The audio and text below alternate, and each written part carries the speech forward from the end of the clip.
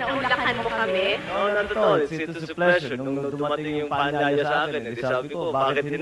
Sa wakas. Oo naman, at magkumpare-kumare tayo. Meron kaming inaanak yung anak ko ng isang mayor from Isabela, si Mayor Boji D.